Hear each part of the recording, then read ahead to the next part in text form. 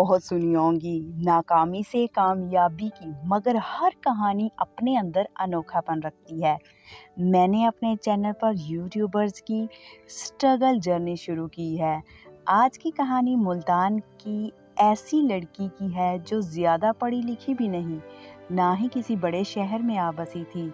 ये कहानी है पाक विलेज फूड के चैनल की निशा फिरोज़ की, जिसने व्लॉगिंग स्टार्ट की 8 से 5 साल पहले, बगैर किसी बड़ी पहचान के। उसने स्टार्टिंग में जब अपना पहला व्लॉग बनाया तो कैमरा उसके हाथों में कांप रहा था, मगर साथ शौहर था तो हिम्मत बंधी रही।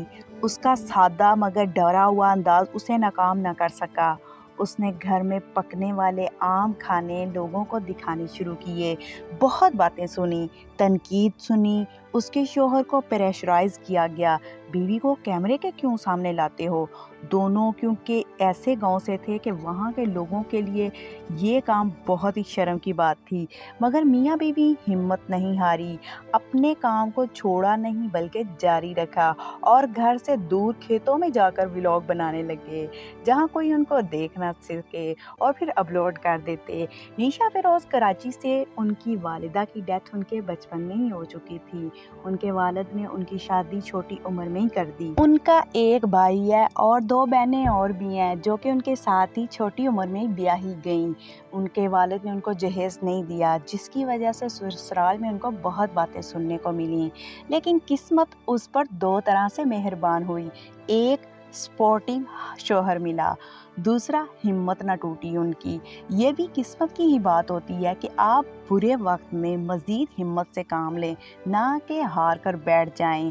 एक कच्चे घर से एक कनाल की खूबसूरत कोठी और बड़ी बड़ी गाड़ियों वाली निशा फिरोज़ की कहानी बताती है कि जो करने की ठान लो, अल्लाह कामयाबी ज़रूर देता है। मेरी ज़ाती राय है कि लोग फैमिली व्लॉगिंग की तरफ ज़्यादा आ रहे हैं। मैं इसको आज की इस कहानी में जो मैं अपनी ज़ाती राय दूंगी, तो मैं इस कंटेंट के सख्त खिलाफ हूँ, ख़ास करके फैमिली व्लॉगिंग के। ये एक तरह का फितना है। ये कैसी बात है कि अपनी हर बात आप सारी दुनिया को शो करें। ये मुझे बिल्कुल पसंद नहीं, और ये बिल्कुल ही हमारे माशरे के लिए एक जहर है।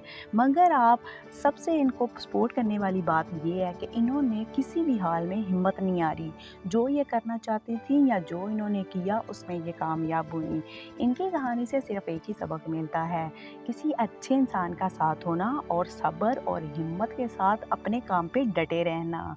इनकी कहानी ये बताती है कि हम भी अगर कोई और काम भी स्टार्ट करते हैं जिसमें हमारा टैलेंट है, और कंटेंट के बारे में मैं यही कहूँगी कि अगर आप इस तरह आना चाहते हैं इस कंटेंट क्रिएशन में, तो आप ऐसा कंटेंट बनाएं जो दूसरों के फायदेमंद हो। ऐसा कंटेंट हरगिज़ ना बनाएं जो दूसरों को गुमराह करता हो और बुरे रास्ते की तरफ लेके जाता हो।